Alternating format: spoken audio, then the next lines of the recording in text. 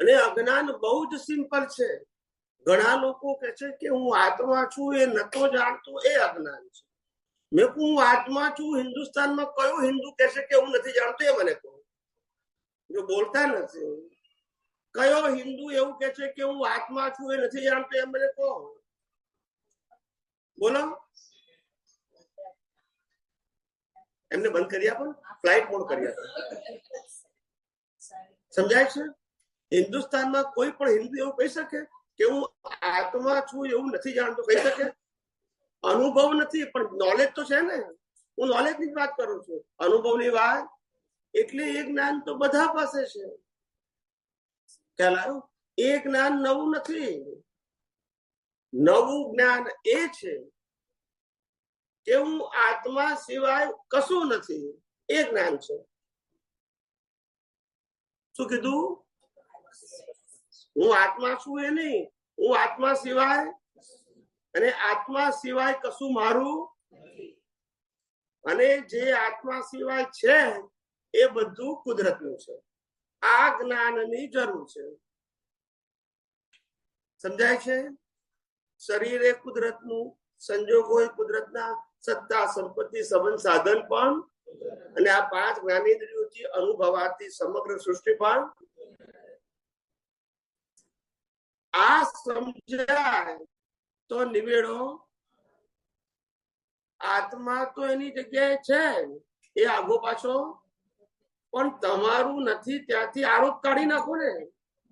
બોલતા નથી. આ અજ્ઞાન છે. અજ્ઞાન હું આત્મા છું તે નથી. ખ્યાલ આવ્યો? આત્મા સિવાય કશું મારું નથી. ખ્યાલ આવ્યો? આ મોટું અજ્ઞાન છે, અને આનાથી ભટકીએ છે. આનાથી સાધુ સંત સંન્યાસીઓ પોતે પણ કે છે અમને પણ ખબર છે અમે આત્મા છે, પણ અમારો મોક્ષ થવાનો કેમ? બોલો. કારણ કે આત્મા સિવાય જે કશું નથી એમાં મારું છે માને છે. જો બોલતા નથી. મંદિર મારું, સંસ્થા મારી, શિષ્યો મારા, અનુયાયી મારા. ખ્યાલ આવ્યો? આ સમુદાય મારો. બોલો ને. પછી મુક્તિ મળે? પછી દશા પ્રાપ્ત થાય કે બેહે? વિચાર કરો. આ દશા છે. પ્રશ્ન આ બધું છે એનો નથી. પ્રશ્ન આ બધું છે એમાં તમારું કશું, અને એમાં માલિકી કરો છો, એનો માર ખાવો. તમે વિચાર તો કરો. આપણે ભલે પતિ પત્ની તરીકે જન્મ્યા, ભેગા થયા, એનો વાંધો નથી, પણ જે છોકરો અને જે છોકરી અલગ અલગ મા બાપના ઘેર જન્મ્યા, મોટા થયા, શું થયા? ભણ્યા ગણ્યા, છોકરો કમાતો થયો, અને પછી બે ભેગા થયા પતિ પત્ની તરીકે. શેના તરીકે? એ હિસાબ પૂરો કરવા ભેગા થયા કે એકબીજાની માલિકી કરવા માટે? તો પૈણ્યા પછી કે આ મારી વાઈફ છે, વાઈફ કે આ મારો હસબન્ડ છે. કોઈનું થાય? આ શરીર આપણું થાય નહીં તો હસબન્ડ વાઈફ કોઈના થાય? વિચાર કરો. આ અજ્ઞાન છે. આપણો જન્મ, જીવન અને મૃત્યુ કર્મના હિસાબો પૂરા કરવા માટે છે. માલિકી, કરતા ભાવ, ભોગતા ભાવ, દેહાધ્યાસ કરવા માટે. અહીંયા ખુરશીઓ હશે, એડજસ્ટ કરતો બેનો છે. જેટલું એડજસ્ટ થવા એટલું થઈ જશે બધા. હા, સમજાય છે? આ જગતની અંદર આ જ મોટા મોટી ભ્રાંતિ છે. આપણે કશું મેળવવા કે ગુમાવવા આવ્યા, આપણે બધા આપણા કર્મના હિસાબો પૂરા. એમાં મેળવવાનું ગુમાવવાનું આવતું ના. ત્યાં જ રાખજો ને, ત્યાં બેસાડજો. ખુરશીઓ તો બહાર બહુ છે, ખુરશી આપવાની જરૂર નહીં, ત્યાં બેસાડ દેવાની લાઈન. કારણ કે પછી બધું સેટિંગ હોય ને, વાંકું ચૂકું થઈ જાય. એનીવે, તો સમજો પેલા આ દુનિયામાં કોઈ પણ મનુષ્ય કશું મેળવવા કે ગુમાવવા નથી આવ્યું. કારણ કે કશું લઈને આવતો નથી એટલે ગુમાવવાનો પ્રશ્ન નથી, અને કશું લઈને જવાનું નથી એટલે મેળવવાનો પણ જે હિસાબ લાયા છો કર્મના એ શું કરવાના છે? પૂરા કરવાના છે. એટલે આ દુનિયામાંથી કશું મેળવવાનું છે એ તો પ્રશ્ન નથી. સમજાય છે? પણ વિચારક મનુષ્ય એને કહેવાય કે આ જગતમાં મને મનુષ્ય ભાવ મળ્યો એ એના માટે મળ્યો કે હું કોણ છું એ આત્માને હું ઓળખી કે અનુભવી શકું. પણ એને ક્યારે અનુભવવું? કે જ્યારે આત્મા સિવાયની બધી જ વસ્તુ કુદરતની છે એવું સ્વીકારવું. તો આ શરીર પણ કોનું? આ શરીરની જે ડિઝાઇન છે મનુષ્યની, આખા વર્લ્ડના બધા જ મનુષ્યની ડિઝાઇન આ જ હોય કે અલગ અલગ હોય? રામકૃષ્ણ મહાવીરની પણ, કારણ કે ડિઝાઇન કુદરતે બનાવી. તમારી ચોઈસ. કોઈને 4 આંખ જોઈએ તો મળે, અબજોપતિ કે છે મારે 4 આંખ જોઈએ, મળે? ખ્યાલ આવ્યો? આ જ ડિઝાઇનમાં તમને શરીર મળે, કરોડપતિ હોય કે અબજોપતિ હોય. એ ડિઝાઇન કુદરતે બનાવી.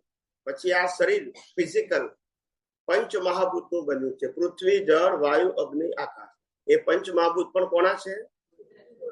ડિઝાઇન એ કુદરતની, શરીર એ કુદરતનું.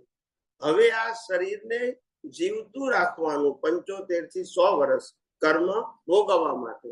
તો આ શરીરને શું જોઈએ? હવા, પાણી, ખોરાક. એ પણ કોણ આપે? કુદરત આપે. એ હવા, પાણી, ખોરાક ને પચાવીને લોહી બનાવવાનું કામ પણ કોણ કરે? અને આખા શરીરમાં પહોંચાડવાનું કામ 24 કલાક કોણ કરે? છેલ્લે શ્વાસ બંધ કોણ કરે? અને છેલ્લે આ પંચ મહાભૂત કોની પાસે જાય?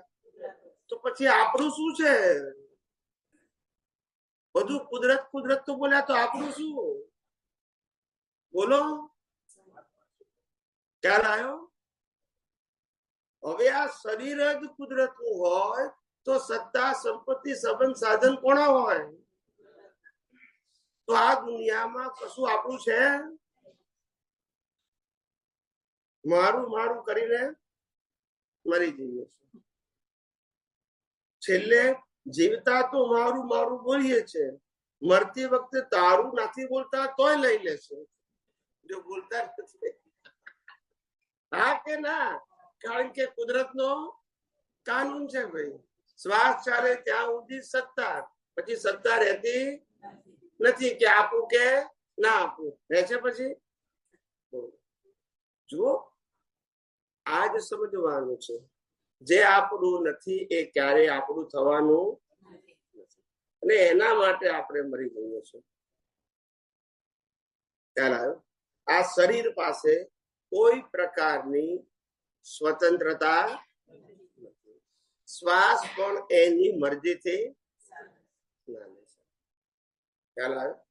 ઘણા કે છે અમે અમારી મરજીથી લઈએ છીએ શ્વાસ. હું કઉ છું તો ઊંઘ્યા પછી કોણ લે છે? તો એ તો ખબર નથી. તો જે ઊંઘતી વખતે લે છે એ જાગતી વખતે. એના માટે કે અલગ અલગ માણસો રાખ્યા, પણ માણસને સમજણ પડતી નથી.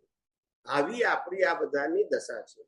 જે આપણું નથી એને આપણું માનીએ છે, એની જે આ દશા બેઠી છે. આપણું નથી એને શું માનીએ છે? બાકી આને મળવાનું છે, આને વળવાનું છે, એમાં કોઈ નવાઈ છે? પછી આટલી ઉપાધિ કેમ? સમજાય છે? આ બધી ઉપાધિ અણસમજણને કારણે છે. ચાલો બોલો છે. ઓકે, કાચ બોલો ને. એટલે આ આટલું આપણે સમજવાનું છે. અને અનાદિકાળથી આપણે આ જ ભૂલ કરીએ છીએ. ક્રિયાકાંડના બંધનોમાં ફસાઈ ગયા. કયા બંધનોમાં? ખબર જ ના પડી. ક્રિયા તો ભાઈ શરીર કરે છે, આત્માને શું લેવા દેવા?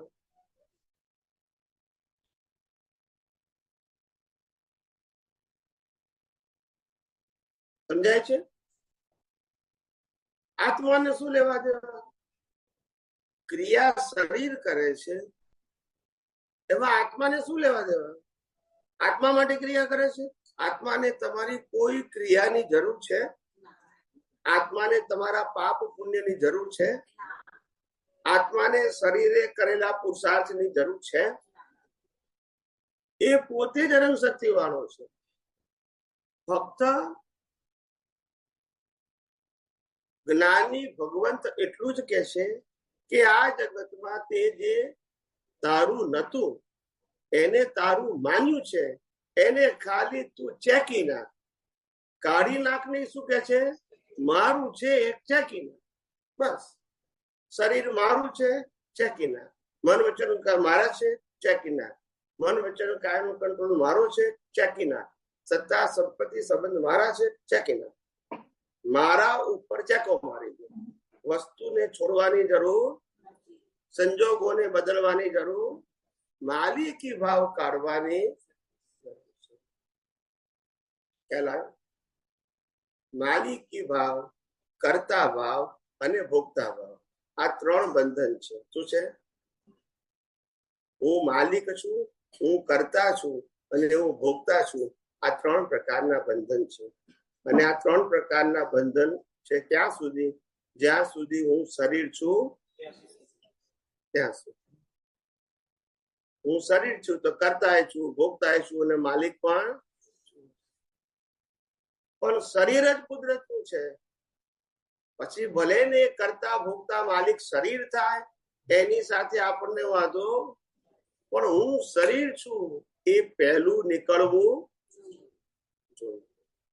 શરીર ભલે કરતા ભોગતા માલિક છે, એ તો કુદરતનું છે. આપણને શું વાંધો છે? સમજાય છે ને? આપણે શરીર સાથે કોઈ લેવા દેવા નથી. અને શરીર કુદરતે કર્મ ભોગવવાના સાધન રૂપે, અને જેવો હિસાબ પતી જશે એટલે લઈ લેશે. શરીર ભલે ને કે ભાઈ આ પરિવાર મારો છે, આ મકાન મારું છે, આ ગાડી મારી છે, ભલે શરીર કે, એનો ક્યાં વાંધો છે? પણ હું શરીર નથી તો આ વિષય મારો પણ અજ્ઞાન આ છે. માટે વાત્સલ્ય મૂર્તિ શ્રી દાદા ભગવાને કહ્યું કે પ્રકૃતિનો એક પણ ગુણ અને મારો એક પણ ગુણ, ગુણે કરી બંને સર્વથા. આ તો સામીપ્ય ભાવને લઈને ભ્રાંતિ ઉત્પન્ન થાય છે. તેનાથી સામીપ્ય એટલે નજીક આવવાથી ભ્રાંતિ ઉત્પન્ન થાય છે. એ આ જ્ઞાની પુરુષના વિજ્ઞાનથી ભ્રાંતિ, વિજ્ઞાનથી. વિજ્ઞાન શબ્દ કેમ વાપર્યો?